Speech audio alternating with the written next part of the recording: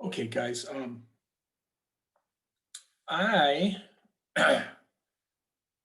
missed a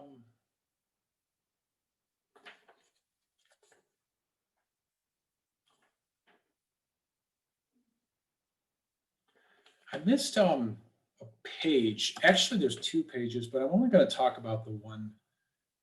No, I'll go ahead and talk about 2 pages. I totally missed it, guys. Everything's a little different with this online stuff, and I pretty much have memorized this chapter, but still, I missed a couple of pages, and I was gonna just pull the questions from the test, and I thought, that's actually not doing a service to you guys. It's actually doing a disservice because I'm removing pertinent knowledge, and I'm told by people who've recently taken the SPI that Doppler is like half of the SPI. There's a lot of questions on Doppler. So I missed page 332 to 333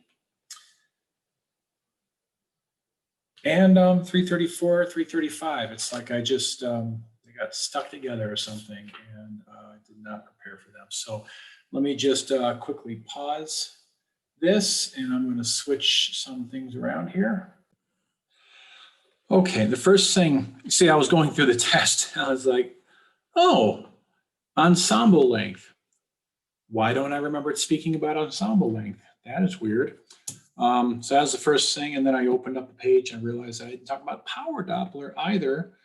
And now, just now, I realized that Doppler artifacts, which can kind of go under the artifact chapter anyway, but hey, it is what it is. Let me go through those right now. Apologize about that, but then again, it is an open book, so I'm not gonna grovel in case that's what you were hoping for. All right, let's do this. Doppler packets or ensemble length. All right, really what this is saying, and this is also, you know what, there's another word for this. There is another word. Oops, I'm still in a funny color. Sensitivity. All right. Now, it's a bit of a different sensitivity. We've talked about sensitivity in the aspect of continuous wave transducers are very sensitive because they don't have backing, whereas our multi-element backed transducers are not nearly as sensitive because of that packing material.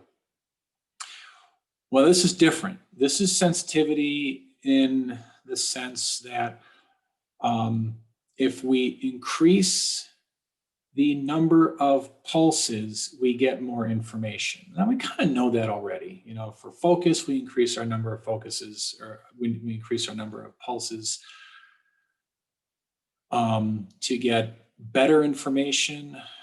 We increase our pulse repetition frequency in more shallow imaging, and that produces a faster image as long as it's shallow enough.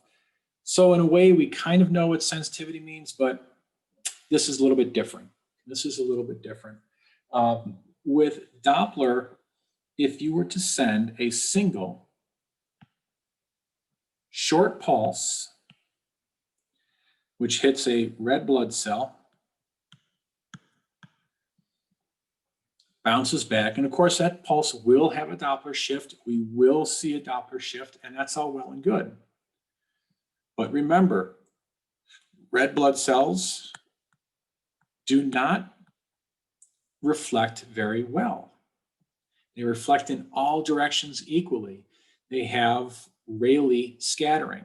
They're weak, which is why on grayscale, when we look at blood, for the most part, it's mostly anechoic. Sometimes we actually see blood cells, but for the most part, it's anechoic. Why? Because it reflects so weakly. So what makes us think that we could just say that we could take this weak reflector and get a Doppler out of it? You ever think about that?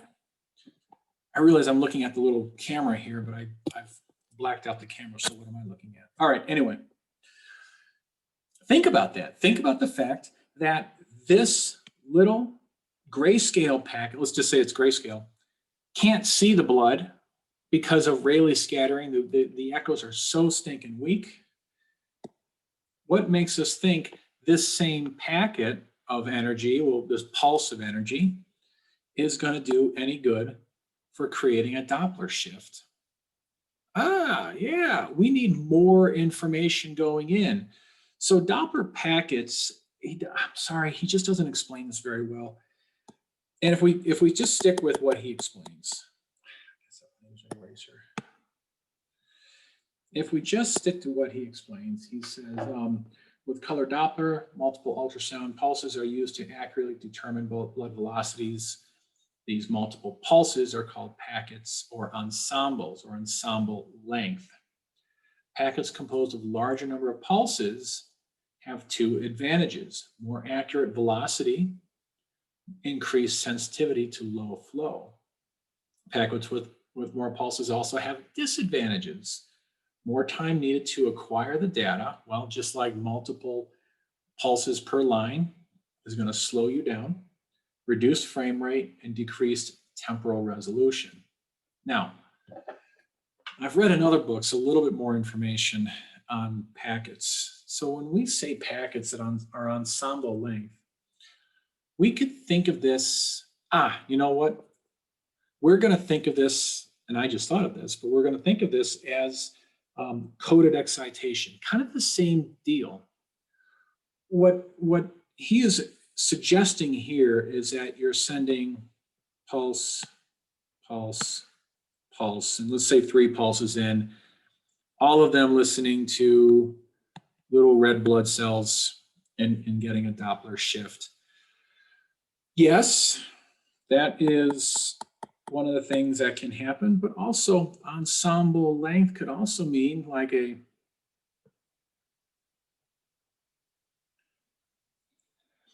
purposely lengthened out pulse. Now, how do you do that with a backing material behind the transducer head or behind the element? How do you make a longer pulse? Well, you hit it with continuous, instead of one short pulse of voltage going in and exciting that element, you just hit it with a longer voltage so that that element is stimulated for a longer period of time. It will continue to ring as long as it's stimulated, and then the voltage stops and it quickly ends its ringing because it's backed. But in the meantime, we've created a longer spatial pulse length. We've created a lot more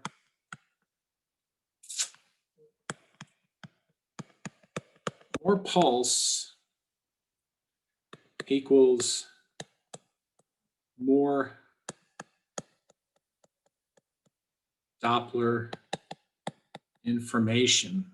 All right, so these longer pulses do a better job of putting more energy, by the way, yes,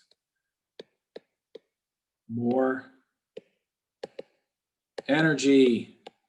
This is why I say we don't use color or spectral Doppler on tiny, tiny, tiny little babies that are the size, literally, I'll put my baby right here. There's my little baby. It's like a little tiny gummy bear. We don't use Doppler on these guys because they use longer pulses, perhaps multiple pulses too. But all this extra energy, extra information is going in because the red blood cells don't reflect very well. So you have to use this. Now, longer spatial pulse length, we know that means that there's going to be a little bit less accuracy in the axial direction, right? But this is Doppler. We don't care about precision. If the color bleeds over just tiny bit, big deal. All we care about is seeing that red blood or that blood flowing. And so if we lose a little bit of axial resolution, that's okay, because color Doppler is not really the imaging. I'm putting air quotes around my head, by the way. It's not really the imaging. It is. It produces an image, but it's not.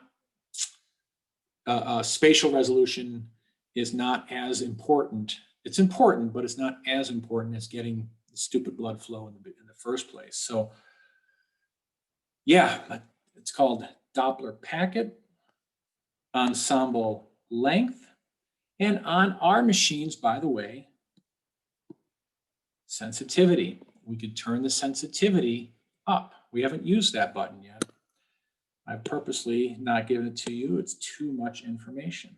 Okay, next page, page 333, power Doppler. And yes, when I was a kid,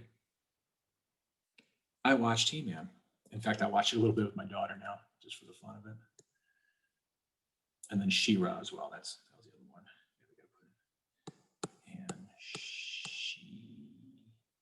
And two E's? She-Ra.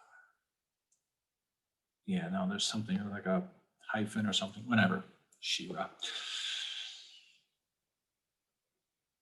Anywho, power Doppler, a little bit different. It is not more powerful. I'm looking to write this down. Not more power. That's a common misconception, understandable misconception because of the name.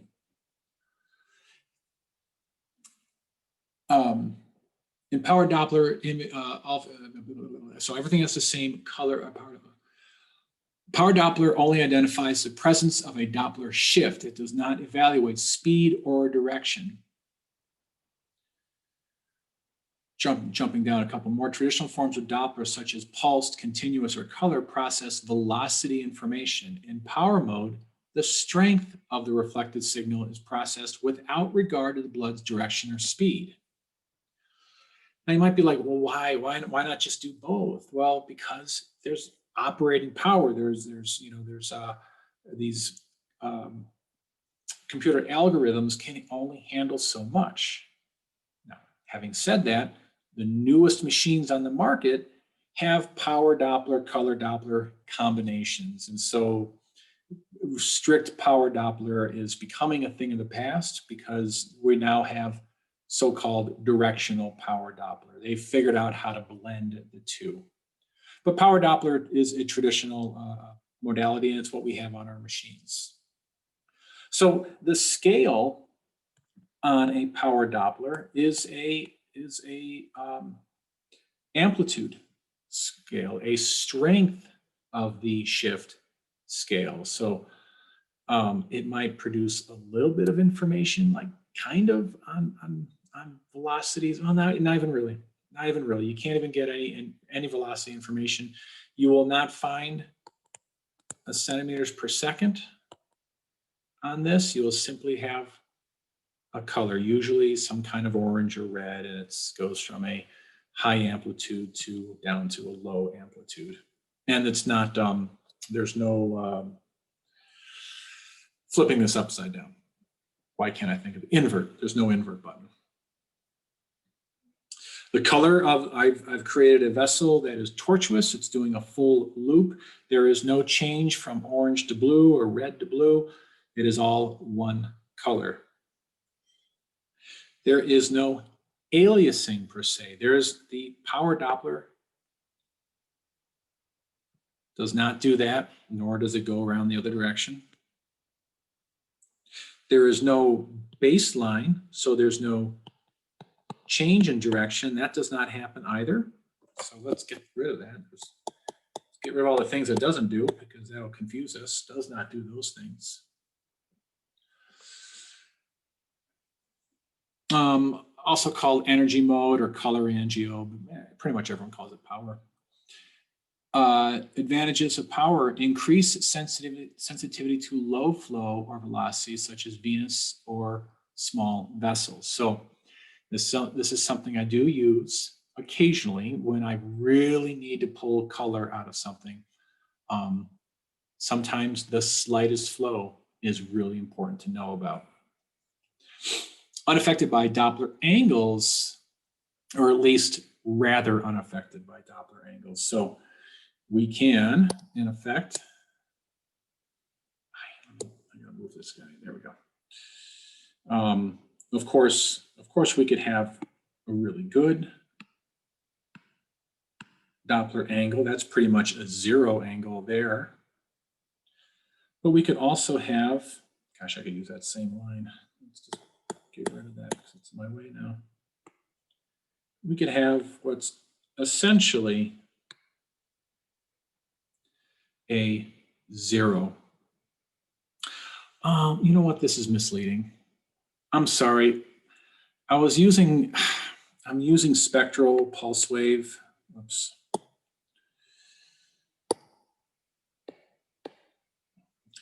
I was using pulse wave as a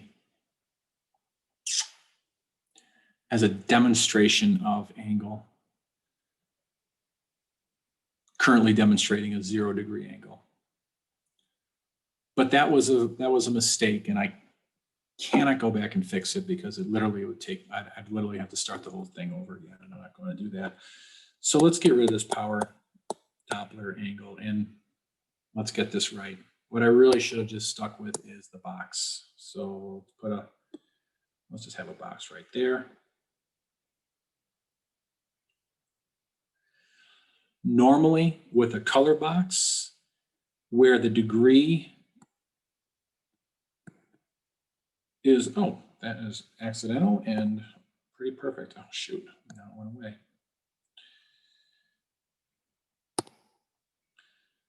You got like a 90-degree angle right here.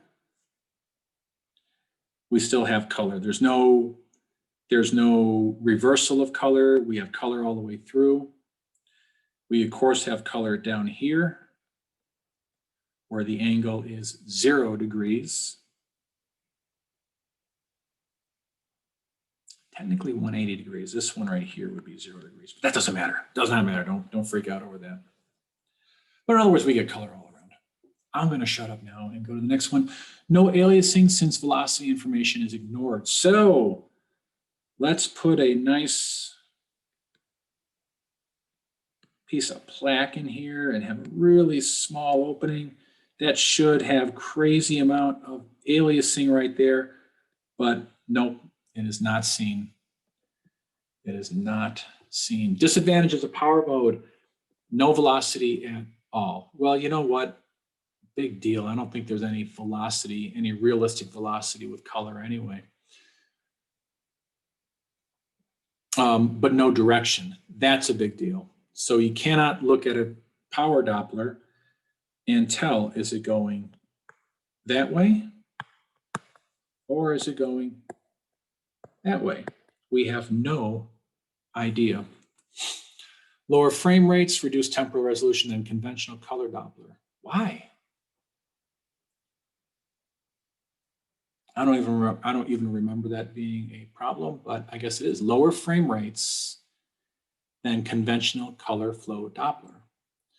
Susceptible to motion of the transducer, patient or soft tissues, which may result in a burst of color or flash artifact. Yes, that is definitely true. Power Doppler is so sensitive to slow flow that the patient's heartbeat could make a flash artifact all over the place. And let's see, let's use the right color here. Let's use that color. And so suddenly we get, what am I?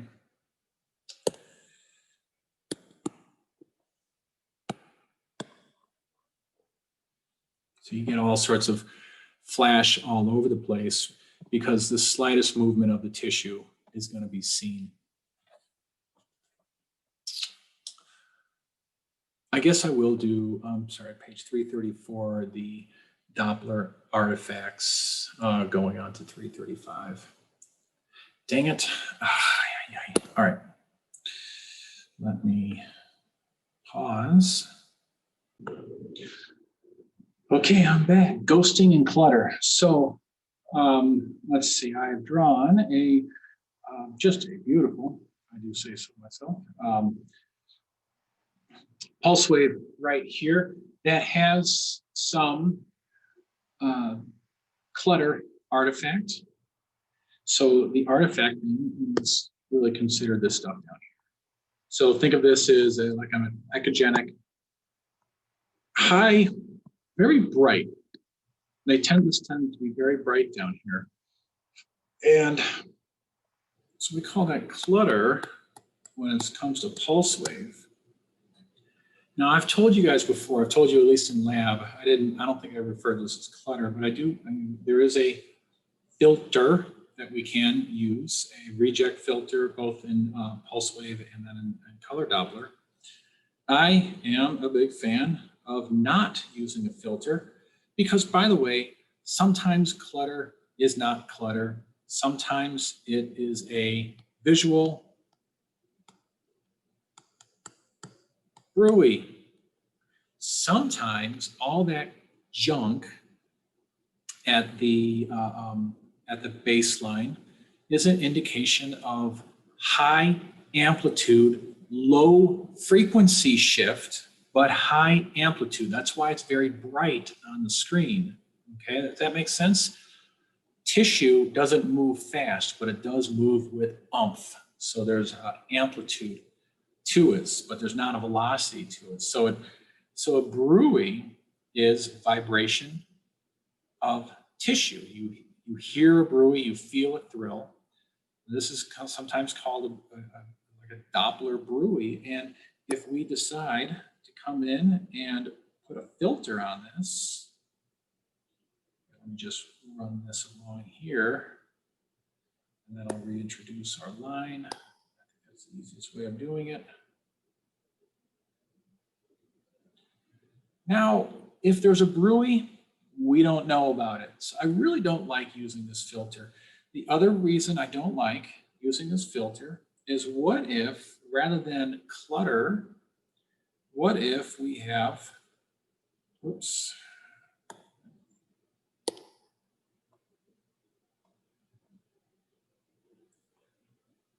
a little tiny bit of reversal of flow. Guys, let me tell you something. Sometimes, not rarely, not all the time, but sometimes a tiny bit of reversal is significant. I'm going to put a question mark on that. Once again,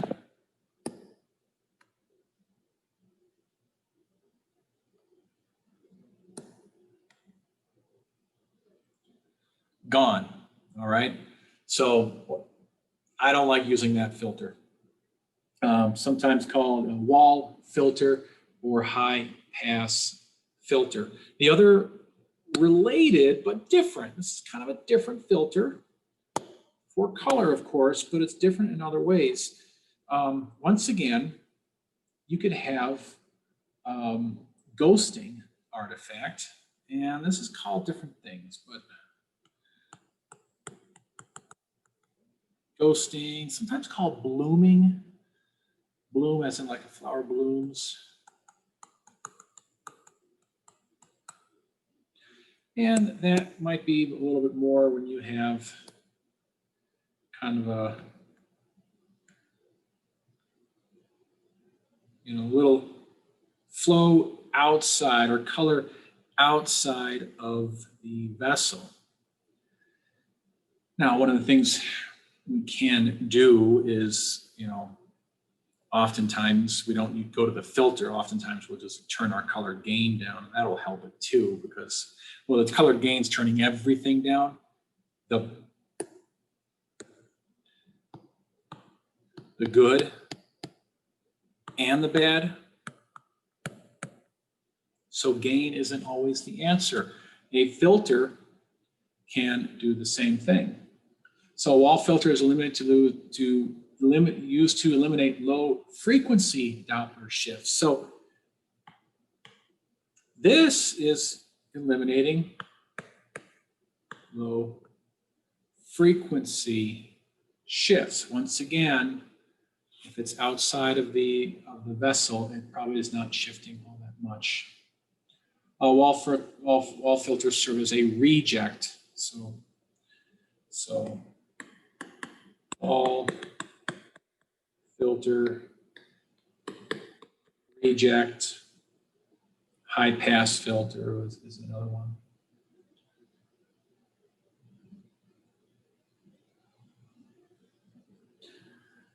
I was just reading the last line, and I realize I want to make sure I say this clearly. Low frequency. What I really mean by that is low Doppler frequency. So it is a low Doppler shift. So it's a slow velocity. Okay. Crosstalk. I could use the same pictures I already have here. Crosstalk.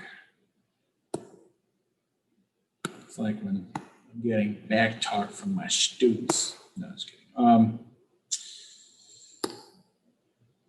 So this person has a really high heartbeat, right? It's like boom, boom, boom, boom, boom, boom, boom, boom, boom. But so now I've got to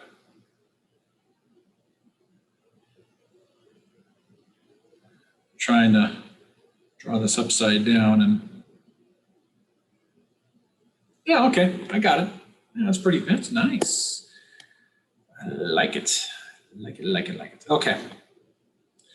So once again, we have a bit of a problem here. We probably do not have an artery that is traveling in two directions at one time. This could happen for a couple of reasons. One is true crosstalk, electronic crosstalk.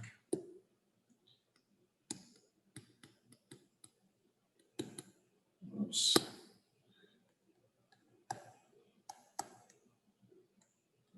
Electronic crosstalk is when the gain is perhaps set too high. Gain too high, question mark. Let's see, special form of mirror image artifact arises only with spectral Doppler crosstalk appears as identical, blah, blah, blah. The truth is unidirectional. Yeah. So electronic crosstalk, our gains are probably a little bit high. And it's literally crossing over and getting information on the wrong side. I would say more commonly though, actually let's use this artery right down here. Get rid of some of that ugly stuff. And let's draw a Doppler, pulse wave Doppler. So what kind of angle do I have here? Is this a good angle? No. It's a 90-degree angle.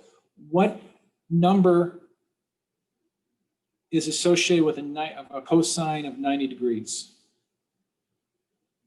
0. You put 0 into the Doppler equation. What do you get for Doppler shift? 0. However, realistically, what actually happens is a little bit different. You know what? I need more room. I'm going to draw this really zoomed up.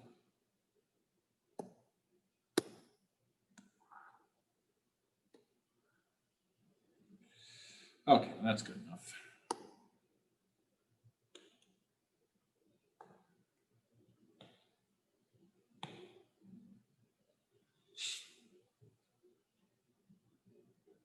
By the way, someone asked me the other day,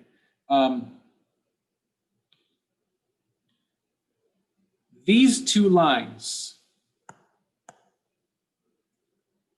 those two lines do not need to be lined up at all with the vessel. The only thing that needs to be lined up is that line, all right? Okay, going forward.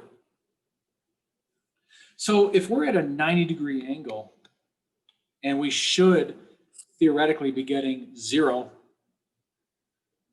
and oftentimes we will, if you got a poor angle, you sometimes will get nothing, but sometimes the dang machine is just too good for itself, and it could still see blood coming.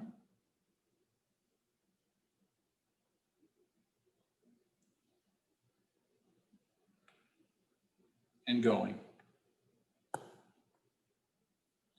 And so this the area of interest here is basically,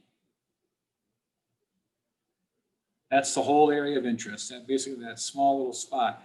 And it can actually, even though you're at the worst possible angle, it can get a little bit of coming and going, just the mechanics of it. Not so much the physics of it, but the mechanics of it. So you end out with something that looks like this, coming and going at the same time.